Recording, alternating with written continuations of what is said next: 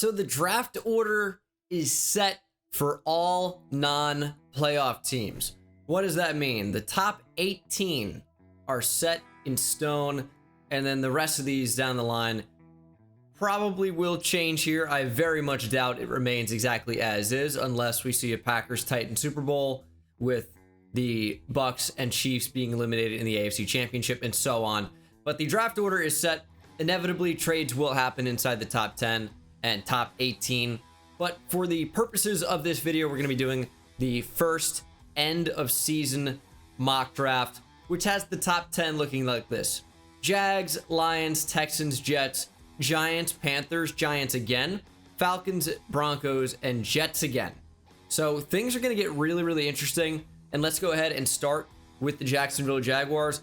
I'm going to seriously mix this up because I've usually gone Kayvon Thibodeau here, Aiden Hutchinson, maybe even one time here.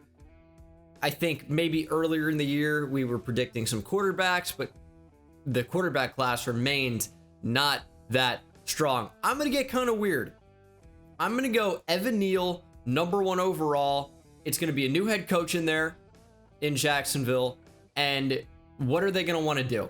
Probably build around their superstar rookie quarterback in Trevor Lawrence. Obviously not the best rookie year for him. It was a really terrible situation. And honestly, I think he played fairly well. So many receivers dropping passes. Offensive line certainly did not hold up. So if you want to get Trevor Lawrence some real weapons around him, you got to start up front and give him the time to actually get the ball to those guys. So I think the Jags would benefit here from a potential trade down where maybe you still get the best tackle available down the board a little bit, or your choice between one of the top 2 and Evan Neal and Ike Ekwonu, and then maybe you can get a receiver in the first round. I think that would be quite nice for them as well, but of course that would require getting 2 first-round picks. It's a deep receiver class. You can take one at the top of the second round and feel pretty comfortable about it, but we're gonna go up front here, make a change, and go Evan Neal at number 1 overall. And now the Lions at 2. Kind of flip-flopped on this. It's been Kayvon Thibodeau for quite a while. It's been Aiden Hutchinson at times. And I'm going to go ahead and switch up the trend here of Aiden Hutchinson to the Lions, keeping the Michigan guy in Michigan. We're going to go Kayvon Thibodeau. I still think he's probably the best edge rusher in the class, and the Lions are looking for the best possible player they can get to their team. Yes, the storyline of Aiden Hutchinson, Michigan guy going from Ann Arbor to Detroit to play for the Lions. It's a nice story, but I think Kayvon Thibodeau is probably the best edge rusher and maybe even the best player in the draft. So we're going to go Kayvon Thibodeau to the Lions at 2, setting up the Texans to grab maybe the next best player available in Aiden Hutchinson at number 3. Now, there are some concerns with Aiden Hutchinson as we saw him get pretty much shut down by the Georgia offensive line, which isn't a bad offensive line by any means, but it's not like he was going one-on-one against premier competition, like one of the best tackles in the draft. And that's essentially a lot of what you're going to be seeing in the NFL is some of the best tackles in the draft for every year. The NFL is so incredibly talented. And if Aiden Hutchinson really played essentially no impact against what Georgia currently has at left tackle, I think he even flipped sides at times as well to rush over the right tackle, but he really didn't do a whole lot in that game. Still a really good player, but I think he might slow down on number 1 player in the draft buzz like he kind of generated. Still a great player. You got to look at the entire season, like Aiden Hutchinson a lot, but I don't think he has to go number 1 overall. Still could though. Jets at number 4. I think this could probably be offensive line as well. Kind of the same theory that we had going on with the Jaguars. Take the best player available to help out your team going forward. And with Mekhi Becton coming back at left tackle, Elijah Vera Tucker is phenomenal at left guard. Let's get a right tackle, and we're going to move Ike Ekwonu over to that side. Got to protect Zach Wilson. Got to continue to build that offense. Yes, the defense is bad, but you have 2 top 10 picks. You can take a defensive player with pick 10. Could end up being the best corner in the draft. Could be Kyle Hamilton taking a stud safety. Could be a lot of different things. So I think we go with Ike Ekwonu there, which would make the Giants, I think, very upset that you miss out on the top 2 tackles in the draft. Where do you go from here? I think, and I tweeted this out, by the way, twitter.com/BengalYouTube. Link is down in the description below as always. I tweeted this out and I said the Giants absolutely, with one of their first 2 picks, have to go offensive tackle. And I think with the other pick, they either need to go edge, corner, potentially safety, depending on where Kyle Hamilton is, guard / center, maybe with Tyler Linderbaum or even Kenyon Green, who of course is going to play left guard. But then you have some outside shots at like linebacker, receiver, maybe interior defensive lineman, although I would highly doubt they do that in the first. There are a lot of different things the Giants need. It isn't cut and dry. It isn't clear cut what they're certainly going to take. And I think Charles Cross would be in play here at number 5 overall.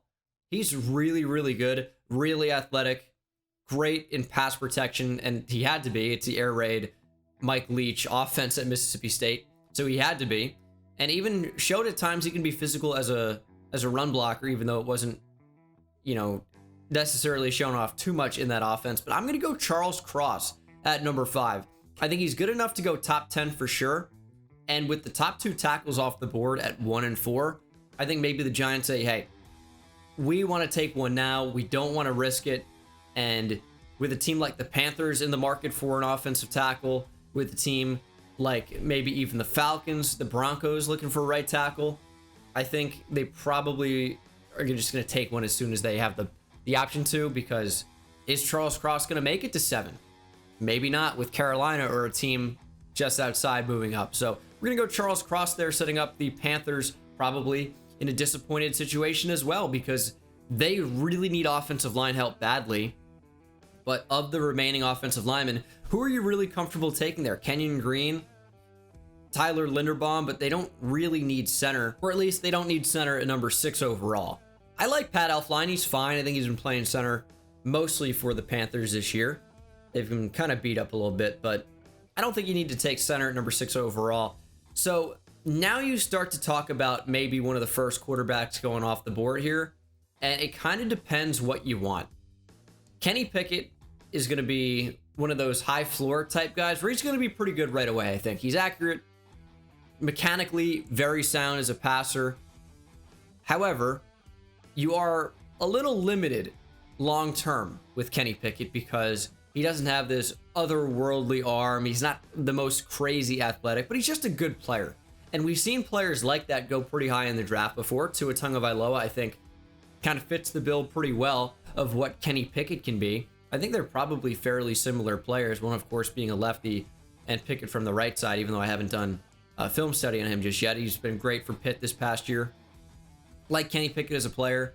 And I think we probably should be talking about him as maybe the first quarterback off the board. I think Corral is in competition for that. I like Matt Corral.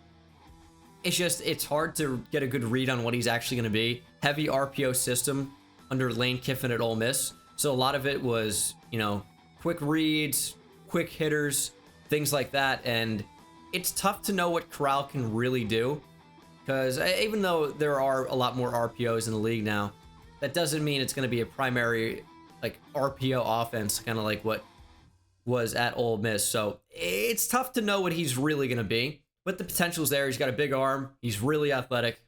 There are things to like. Giants back on the board at 7. You have your pick of maybe the best safety, best corner, which I don't even know who that is at the moment, by the way. Derek Stingley Jr. has his question marks. Andrew Booth is decent. Sauce Gardner could be the best corner in the draft, and he's listed at 35 on the Draft Network, but I think he could go a lot higher than that. It's really tough to see who CB1 might be. Roger McCreary probably had the best season. Trent McDuffie, someone I like a lot. These corners are all really good, and I wouldn't be shocked to see all of these go in round 1. Now, they might not go top 10. Stingley could go first, but with injuries and how he kind of has played over the past couple of seasons, I don't know that that's cut and dry that Stingley's the first corner off the board anymore. Giants at 7.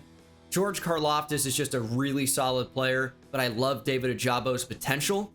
I think we're going to go George Karlaftis, though. Need edge rusher pretty badly, and this is another... He's like Kenny Pickett on defense.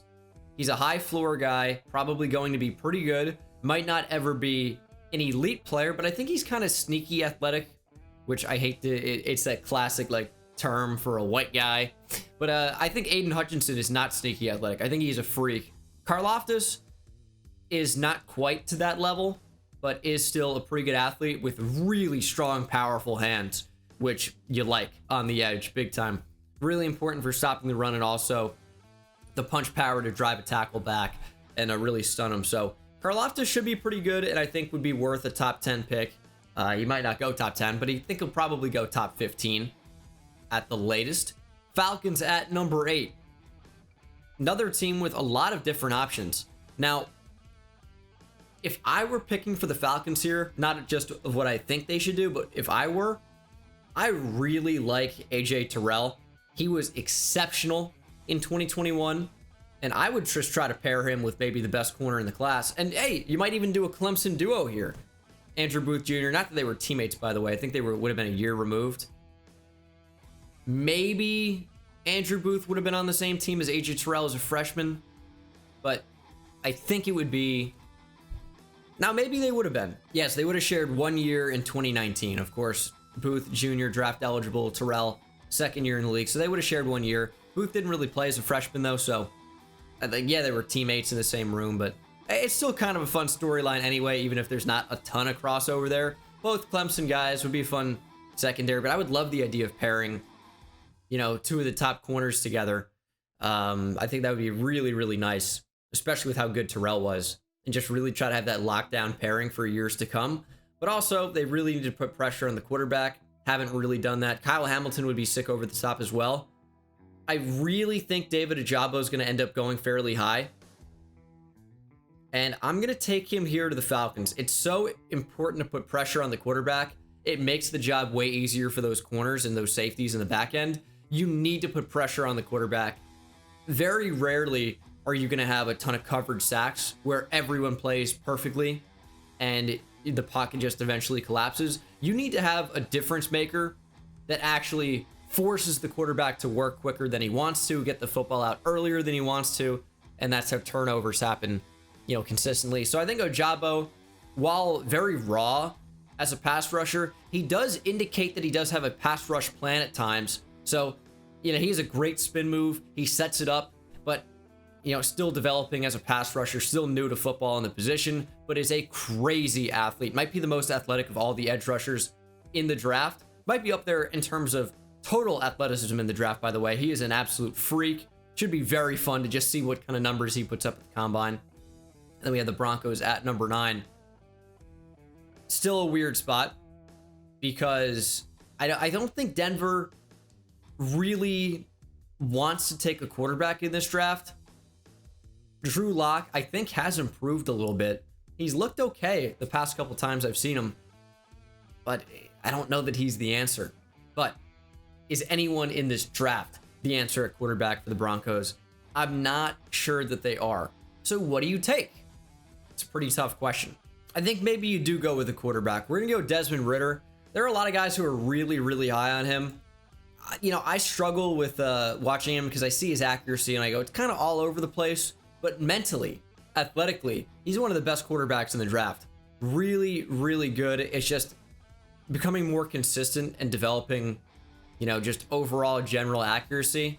Because sometimes, yes, you might see a completion down the field for 30 or 40 yards. You go, wow, that's awesome. But in the NFL, you don't have the same type of separation. And when the ball is like 4 or 5 yards underthrown or up the field, wherever it happens to be, you do have some question marks about how consistent is he going to be at hitting the guy in the numbers when he needs to, where he needs to. Those are the question marks. But mentally, very good. Has a lot of responsibility at Cincinnati. Really, really good pre-snap with identifying different coverages and things like that. So you like Ridder for development purposes. And with how good the Broncos are on defense, I think maybe you just think you're a quarterback away. They've got some big-time weapons on offense. Maybe Desmond Ridder can be your guy. Jets at 10, second pick, went with Ike Mekwonu earlier. And I think you're probably thrilled with the players available. Best safety in the class in Kyle Hamilton. Derek Stingley Jr., Andrew Booth Jr., Sauce Gardner, all corners that are still available at this pick. Now, the top 4 edge guys are gone, but you are going to be basically getting a top 10 caliber draft pick in Carl Lawson, who's one of the best edge rushers in the league when he's healthy. even though he's underrated, but was injured this entire 2021 season. But you're basically getting that stud edge rusher. You have John Franklin Myers. I'm not really sure that edge is such a big need. I think you have to go in the back end and address the secondary. And Bryce Hall's played so well at corner. You could upgrade and take a really good second corner. But I'm going to take Kyle Hamilton here. I think he is certainly one of the best players in the entire draft, who maybe drops a little bit because of perceived safety value, but is really, really good. And for the Jets that really don't have a lockdown, like for sure certain safety duo over the next 4 or 5 years, Kyle Hamilton can certainly be that. I think the problem with Marcus May is that he's been franchise tagged. He hasn't signed a long-term deal. He, I think, had, I want to say a DUI. Let me confirm that before I start spewing nonsense. Yep, February DUI arrest. So there are questions if maybe the Jets even want to hold on to him. So getting a do-it-all safety that can play that center field role over the top single high, or come down into the box and be a physical run defender with incredible sideline to sideline speed, Kyle Hamilton's value cannot be overstated. I think it's underrated how important safety can be, especially with the way defenses are going in the modern NFL. It's so much too high, and there's so much emphasis on safeties being able to do a whole lot. That's why Derwin James is as valuable as he is for the Chargers. Kyle Hamilton could potentially do what Derwin James does. Washington football team at 11. I think probably another team in the quarterback market could certainly look to upgrade their offensive line. And even though I feel very odd about quarterbacks flying off the board the way they kind of seem to be, I am going to go with Matt Corral to Washington football team. I think he could be the best quarterback in the class long term. Love the arm and athleticism. He's another guy that he's got to develop consistency and see what we can do, you know, outside of a heavily, like, I don't want to say pre-designed. It's an RPO offense, as we talked about earlier, where, you know, everything happens so quickly and some of the reads are predetermined and things like that. I want to see what he can actually do in a more pro-style offense, but the NFL is kind of moving in more of a college direction at times. I don't know. I think Corral can be really good, and I think Washington football team, who is going to be changing their name pretty soon, I think maybe to the Admirals. I think they're going to be revealing that in February, but I think it's going to be the Admirals, Washington Admirals, which I don't mind. I think that's a fine name. So we could see the Admirals' first draft pick as Matt Corral. It'd be a fun trivia question 10 years down the line. Who was the Washington Admirals' first draft pick? Even though it's the same organization, just different team name. Vikings here at 12. This one's tough because we have to draft knowing what we know now. And that could be, I mean, changing quite a lot. Of course, Mike Zimmer and general manager Rick Spielman were both fired, which means I don't really know who the Vikings would be in line to take here based off previous draft history. Previously, they loved to take their corners. However, Mike Zimmer's gone, Rick Spielman's gone. But what I also will say is that maybe the best corner in the draft is still available, and that might be Derek Stingley, it might be Andrew Booth Jr., might be Sauce Gardner down the board. I think you do probably take a corner just because of the guys that have fallen here. Gonna go Derek Stingley Jr. at 12. I think this is probably the furthest we've had him drop in a mock draft, but is certainly possible as we get to the Cleveland Browns at 13. And we're going to see the first receiver go off the board. It's going to be Drake London out of USC. Big body, but is an incredibly good route runner for how big he is. He's 6'5". He's really, really big and moves like a guy that's more like 6'1", which is good because he still has the size of physicality, but the quickness of somebody much smaller. He's got great ball skills as well. The only big red flag with him is injury that basically ended his whole 2021 campaign before he could really even, put together a full body of work. So when you miss half the season, obviously there are going to be some big question marks, but was dominating beforehand. So could end up being the first receiver off the board, even if he wouldn't be my receiver one. He's right in contention for that receiver one spot. I like Garrett Wilson a ton. I love Jameson Williams' big play potential. Chris Olave is such a smooth operator, easy fluid route runner that just gets open down the field. it's a really good receiver class, and that's not even to mention Jahan Dotson or Traylon Burks. Dotson might have the best ball skills of any receiver in the class, period. And you wouldn't think so because he's a little bit smaller, but he's right in that top group. And then Traylon Burks is like if Deebo Samuel was 6'3". He can kind of do it all, built like a running back, very tough to bring down, but is also really, really fast and way faster than he looks. He kind of glides out there on the field. And I mean, there's such great value down the board here as well. I mean, George Pickens, if he stayed healthy, he was my receiver 1, a receiver 2 going into this season. Still like Garrett Wilson, but George Pickens was my receiver 2 going into the season. Big injury. And then David Bell has been awesome for Purdue. I love John Mechie. He's like Chris Olave in some ways to me. And then you have Jalen Tolbert, who's great. Alec Pierce, who's another big body. Wan'Dale Robinson can kind of do everything. Khalil Shakir is really good. Justin Ross has big time potential. Romeo Dubs. I mean, you have a ton of different receivers that can be big time playmakers. Eric Ezekama has maybe the best jump ball ability in the class. Love him as a player. You got a lot of big time receivers. So who is going to go first round? Who's going to go top 2? Or in those top 2 rounds? Who's going to be the first receiver off the board? A ton of questions remain unanswered as we get to the Ravens at 14. Missed out on the playoffs. Lamar Jackson being injured down the entire second half of the season basically did not help. So here they are at 14. And I think you might be looking to replace some of these big time players that are free agents leaving or older, in the case of like Calais Campbell, who kind of checks both of those boxes. Got to look to replace him. Got to maybe get a new nose tackle. Offensive line's pretty bad. The Ravens really need a center, and Tyler Linderbaum is still available.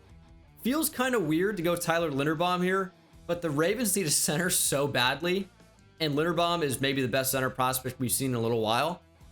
So I don't think it's crazy to have him go in top 15 of the Ravens here. Eagles with back-to-back picks at 15 and 16. I think we are going to go corner.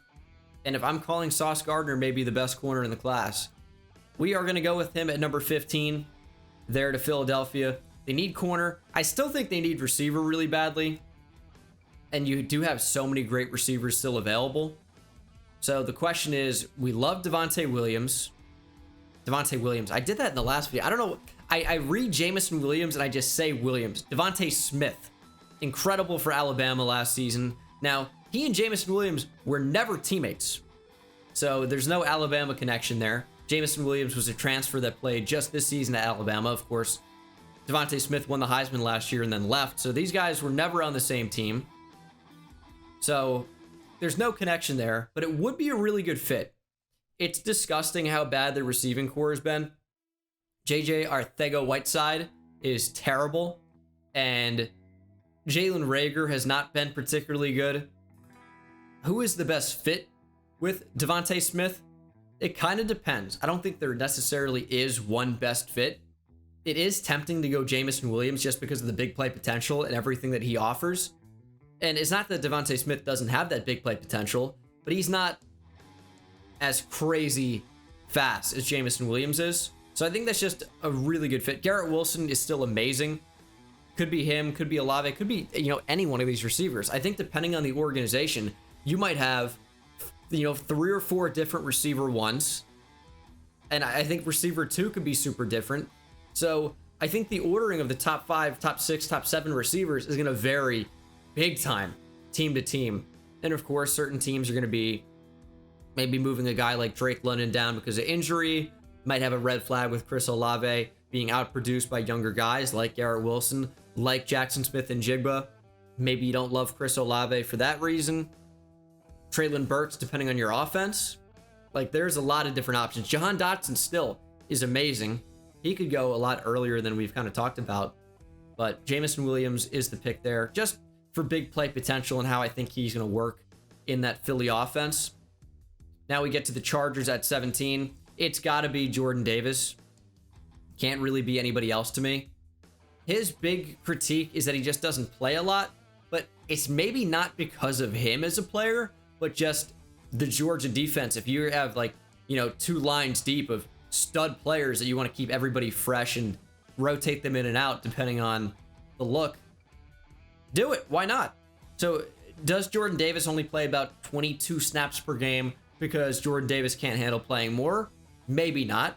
But with Devontae Wyatt, who I love, and all the great underclassmen that Georgia has on that defensive line, you're going to move guys in and out and keep them fresh and maybe make Jordan Davis play at 100% instead of 90 or 95 on a given down.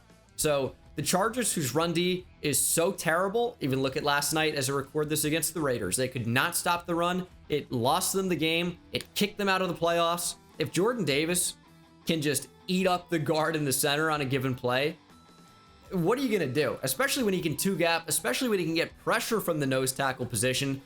Jordan Davis is a really, really good nose tackle prospect, maybe the best one we've seen in a while. Wouldn't be shocked to see him go top 20. This is usually the range we see some of the top nose tackles go, by the way, so I'm comfortable having him drop to 17. I've had him go to the Chargers quite a bit, but I just think it's a fit that makes a lot of sense. As we get to the Saints at 18, it's got to be receiver for me. Just has to be. Receiver room is not particularly great. You should be getting Michael Thomas back, and once again, we have Ohio State guys just kind of falling into their laps. I think Garrett Wilson could be the best receiver in the class. I'm going Garrett Wilson to the Saints.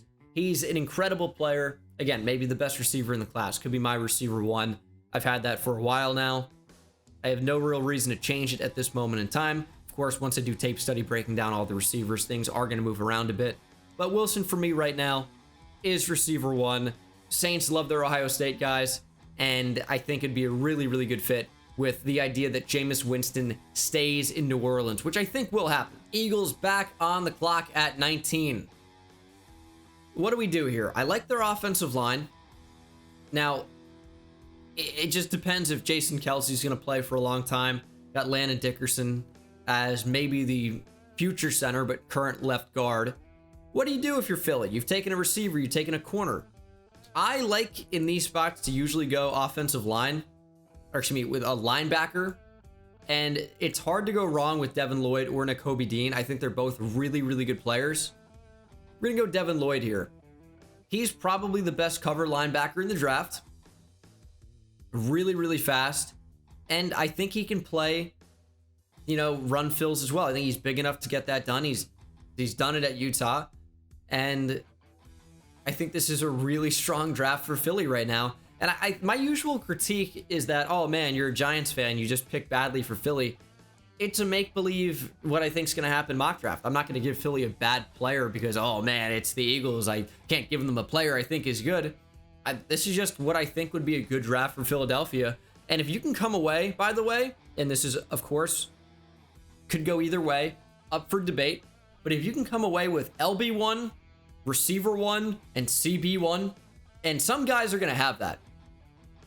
Jameson Williams could be receiver 1 on a lot of boards. Sauce Gardner could be CB1 on a lot of boards. Devin Lloyd could be LB1 with Ian Nakobe Dean on a lot of boards. If you can come away with the best player at 3 different positions and positions of need, no less, I think that's a pretty good draft.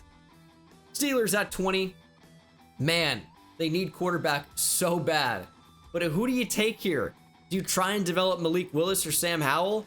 Carson Strong is a really good thrower of the football, but is a statue in the pocket, has injury concerns as well. What do you do here if you're the Steelers? I really would want them to go offensive line, but Big Ben's not going to be there next year. Can you get a bridge quarterback? Maybe. For right now, until we know what the Steelers quarterback situation is going to be through free agency, it can't be Mason Rudolph. We're going to try and develop somebody, and we're going to go Carson Strong. Big quarterback, even bigger arm. He's really pretty accurate as well.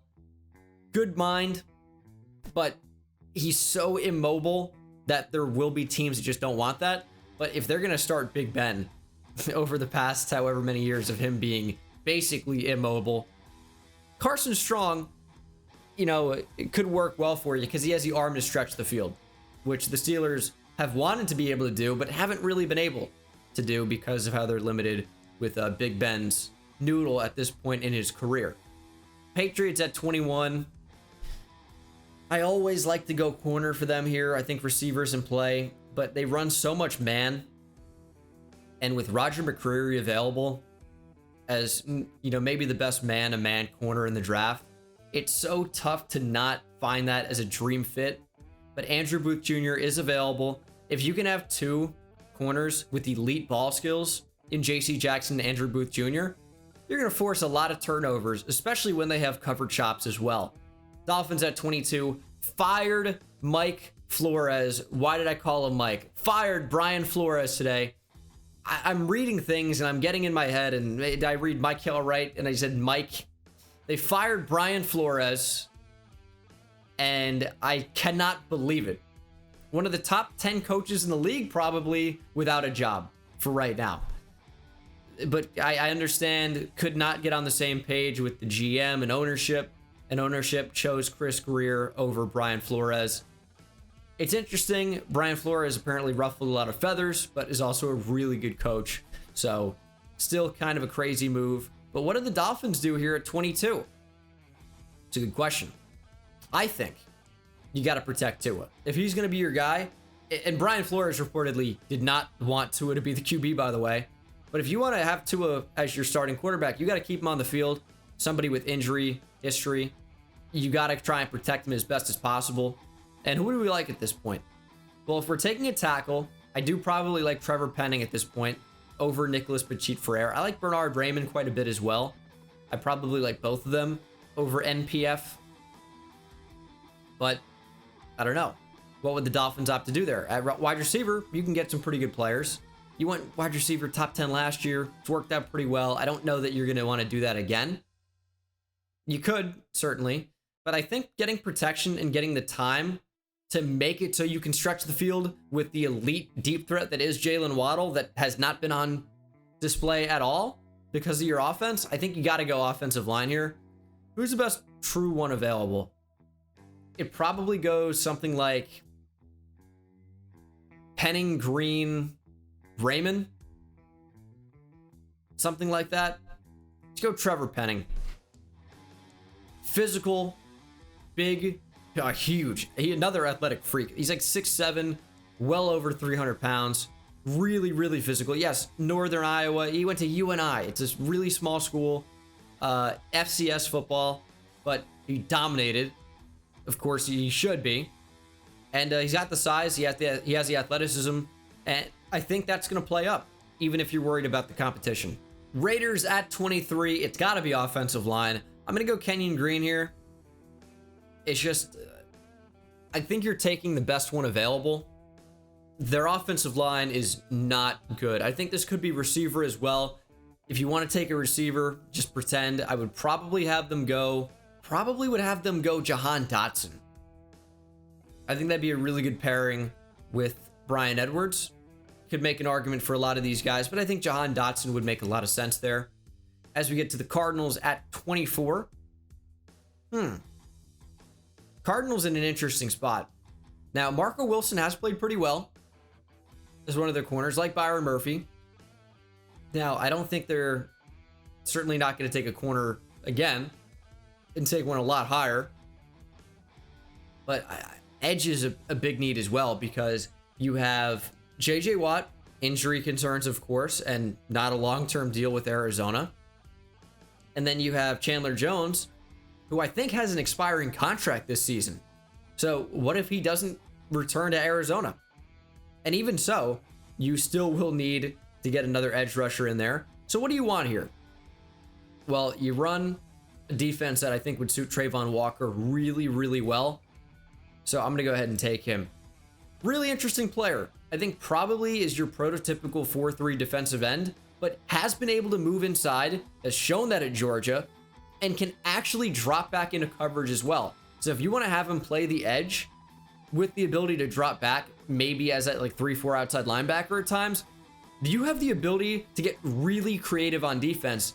And with guys like Zaven Collins, who should see an increase in snap count in 2022, with Isaiah Simmons, they can move guys all over. Budda Baker, of course, is in the secondary, but they move him all around as well. You can get a lot of guys doing different things, keep the offense on their toes, so they don't really know what to expect based on, the particular formation or how the defense lines up. Because you might have Budda Baker as an overhang in the slot. You might have, J.J. Watt on the inside, or Chandler Jones, if you can keep him on the outside as a traditional edge rusher. Walker, depending on what you want to show, could be up on the line, could be on the edge, could play even a wide 9, and really get freaky, you can do a ton of different things with Trayvon Walker. He moves incredibly well in space.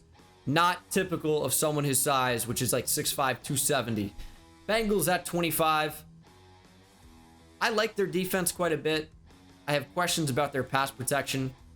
And if that offense is going to continue to be awesome and develop, you need protection. I'm going Bernard Raymond, Austrian offensive tackle, has experience playing receiver and then tight end and then offensive tackle. And he's actually really, really technically sound already for someone that's still like technically learning the position. So he's someone that I think is only going to continue to get better. And often in the case of guys that bulk up a lot from, previous positions like wide receiver to tight end to offensive tackle, they keep their quickness and their athleticism. So Raymond to me is naturally smaller, but playing with the strength of someone much bigger because he is much bigger now, but still has that explosiveness and that acceleration. When you see the kick step, you go, wow, he explodes off the ball. And there's a lot to like there. And I think I've done this for the Bengals a lot. They're playing really well right now. This could end up being even a later pick. And Raymond could be a second rounder, but I don't think he falls that much. I think he's going to end up getting a lot of hype, and I think he could go first round, if not, early second round. Bills at 26. I'd like to go offensive line here. However, I don't love the options. Kennard maybe transitioning to guard from right tackle wouldn't be the worst. Ryan making the transition from left tackle to guard probably. Sawyer has tackle experience to guard. Thayer Munford tackle experience to guard, but he actually plays that. And then there's a lot of guys that like Dylan Parham quite a bit. It's a decent guard class. It really is. And the Bills could certainly use that. Certainly don't hate it. I leave Olave on the board so long. It's just there's so many great receivers to get involved. It's tough to have them all get drafted. I think we're going to go Zion Johnson. And I took Sean Ryan. Oh, God. All right, well, I don't want the Lions to do that, so I'll be back in a second. Jesus. All right, there we go. Didn't double click that time. The picks have changed just for the sake of quickness. You guys have already seen me make the picks, so you already know who it is, so no worries about that. But with the Lions' second pick, we took Kayvon Thibodeau earlier. I'm going to go receiver now, and I've done Treylon Burks quite a bit. Who is the best fit with Amon-Ra St. Brown? I still feel like it's Treylon Burks. I still feel like it is. So I'm going to take Treylon Burks there.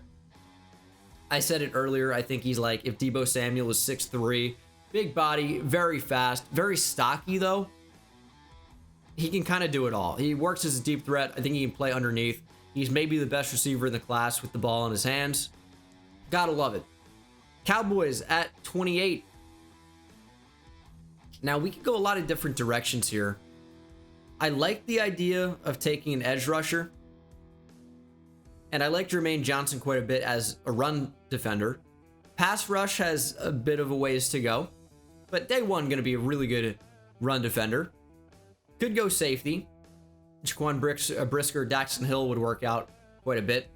I also like the idea of keeping your receiving core great because you might not be able to keep Michael Gallup. But I do like Cedric Wilson as a 3. I think he's fine. So we're going to go safety. And I mean, it could be corner too. We talked about corner a little bit with the, this is a perfect fit. Talked about corner a little bit with the Cowboys. Anthony Brown's not great. Jordan Lewis is fine. Trayvon Diggs can fit if you have a really good CB1 on the other side. He's let up a tremendous amount of yards, but has tremendous ball skills. So these quarterbacks keep throwing at him because he gives up so many yards, but he does catch the ball when he has a chance to make a play on it. So there are the pros and cons of being a super over-aggressive player like that because you can get a lot of turnovers. Look at Marcus Peters early on in his career. But you can also allow a lot of yards, which turn into touchdowns. So it's really... I don't want to say it's a double-edged sword, right? Something like that. Trent McDuffie is so good in run defense as a corner, has the chops to play coverage as well. I like him a lot as a nickel corner, and I also think he could work well as a free safety. Haven't really seen anyone talk about McDuffie as a safety, but he has all the ability in the world to make that move if you want him to. So if you're going to talk about Daxton Hill as a safety that can play slot corner as well, why not have a corner that can play slot corner, potentially move back and play safety as well, but with plus speed? I think you probably keep him at corner, but he can kind of do it all, in my opinion, from a skill set standpoint. Chiefs at 29. Their defense has really stepped up. However, with Nakobe Dean on the board, even though I want to go receiver, Nakobe Dean is just way too good. And the Chiefs really could use an upgrade at linebacker. I like Willie Gay. I like Nick Bolton after his rookie season. They're fine. You hope they keep developing. But to get like an upper echelon prospect in Nakobe Dean, I think that's really, really good here at 29. And then we get to the Bucks at 30. Antonio Brown walked off the field since I last did my mock draft. I'm probably going to end up going receiver now because you got to fill that hole somehow. And is it going to be Scotty Miller? I don't know. Chris Godwin leaving in free agency maybe. So I'm going to go ahead and take Jahan Dotson here. Like him a lot as a receiver. Incredible ball skills. Huge catch radius for a smaller receiver. Good route running too. Jahan Dotson's really, really good and probably should be a first-round guy. As we get to the Titans at 31, I think this could be a receiver team as well. Let's go Chris Olave. The reason is Julio Jones has been struggling with injuries. AJ Brown's great. Also kind of some injury stuff there, but not so much. Who else? Who else can you really rely on? I don't think in the perfect world that Nick Westbrook-Akina is your receiver 3. And who knows how long Julio's going to stick around in Tennessee. He's been one of the best receivers of all time, really. But every dog has its day, as they say. And Julio's probably coming up to the end of the line, just from what it looks like. And this would really help their offense not be so one-dimensional if they would have some receivers that could really stretch the field and get open. And Olave certainly fits the bill there. And then the Packers at 32. Their offensive line has actually done a really, really good job in replacing so many of these injured players. So what do we want to do here if we're Green Bay? Can do a bunch of different things. Can really do a bunch of different things. A bunch of really, really good players are on the board right now. And Preston Smith has been pretty good. I love Rashawn Gary. Darius Smith is obviously great. I don't really know that this has to be an edge rusher. At corner, I'd love to get a good third corner because I like Eric Stokes to the future. Obviously, you love Jair Alexander. If I were a Packers fan, I don't know if I could stand even one more second of watching Kevin King try to cover somebody. So I think corner is certainly in play. Could go edge for the future, though. I always like taking a linebacker here. I know it's not a premium position or whatever, but I think that's a position of need for Green Bay. What can we really take here that fits? So many good first-round players available. We're going to go DeMarvin Leal. You know why? Is because he can play 3 tech, 3 to the 5, moves around the defensive line for Texas A&M, played a lot of edge there. And the Packers' entire defense hinges on versatile pass rushers and guys in the front 7. And obviously, Rashawn Gary fits that bill. Obviously, Za'Darius Smith is in that same kind of realm. Leal can kind of play that Kingsley Keke role if you're trying to figure out where he would play. Or who is it? Dean Lowry. So I think he could be an upgrade long term. I like Leal quite a bit. He had a ton of hype preseason that kind of faded a lot, and that's why I have him dropping a little bit. I could see Leal going a lot earlier. I like him as a player, but guys got to drop. Guys are always going to rise. Guys are always going to fall. And that is my newest end of season mock draft. Let me know what you think down in the comment section below, of course. Ignore all this top stuff because it was changed. And I will see you in the next one. Take it easy. It's insane, I hit it at the park, bend bones. See me high step to the end zone. My life like a game, Nintendo. Playing with the best, let them know. Get off the track, the train's coming through.